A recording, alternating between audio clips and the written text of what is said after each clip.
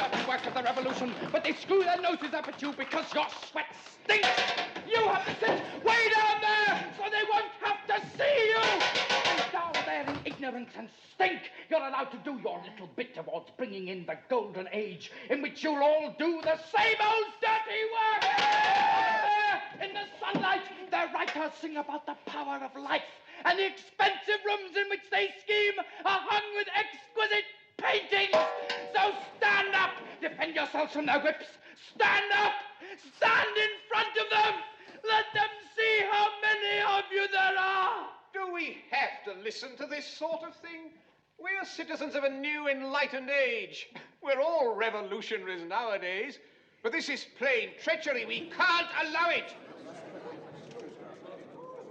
The cleric you have been listening to is that notorious priest Jacques Roux, who, to adopt the new religious fashion, has quit the pulpit and with earthier passion rages from soapboxes. A well-trained priest, his rhetoric is slick, to say the least. If you'd make paradise, your only chance is not to build on clouds, but solid France.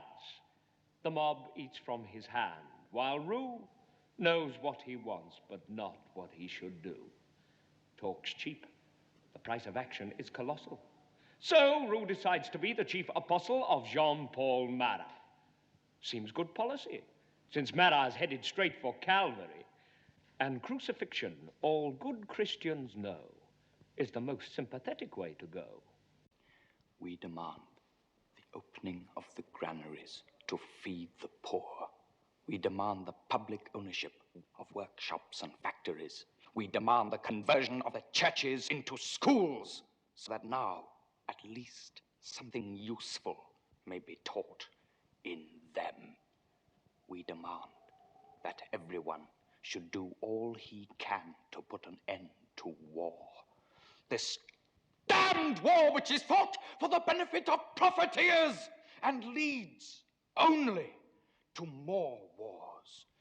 We demand that the people who started the war should pay the cost of it once and for all. The idea of the glorious victory won by the glorious army must be wiped out. Neither side is glorious. On either side, they're just frightened men messing their pants. And they all want the same thing, not to lie under the earth, but to walk upon it without crutches. This is outright pacifism. At this very moment, our soldiers are laying down their lives for the freedom of the world and for our freedom. This scene was cut. Bravo, Jacques Roux. I like your monk's habit.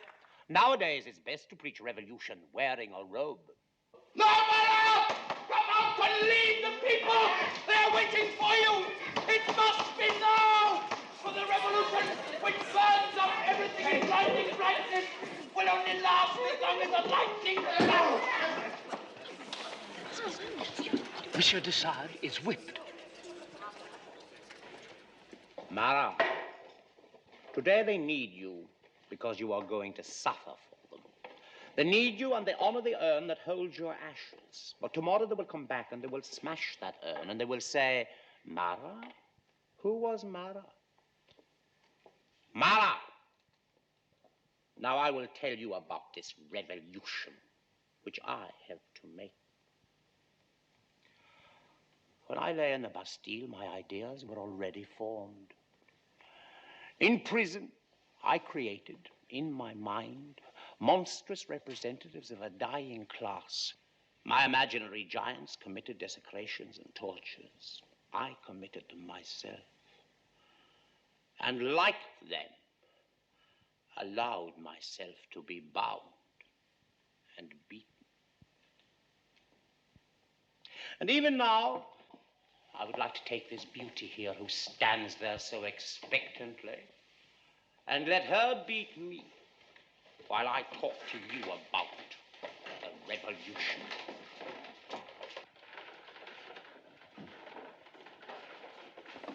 At first, I saw in the revolution a chance for a tremendous outburst of revenge, an orgy greater than all my dreams.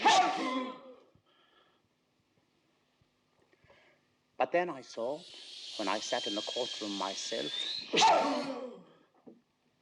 not as I had been before a prisoner, but as a judge, I saw that I could not bring myself to give the victim to the hangman.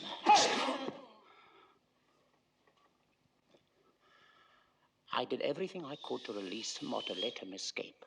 I saw that I was not capable of murder, though murder had been the sole proof of my existence. And now...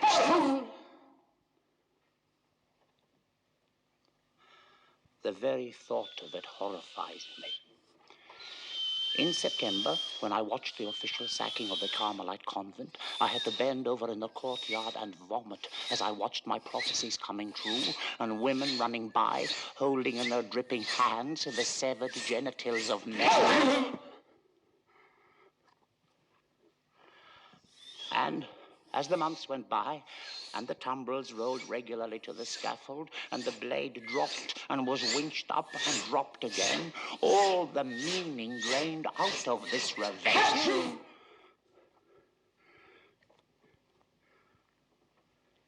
It was inhuman. It was dull and curiously technocratic. And now, Marat, now I see where your revolution is leading.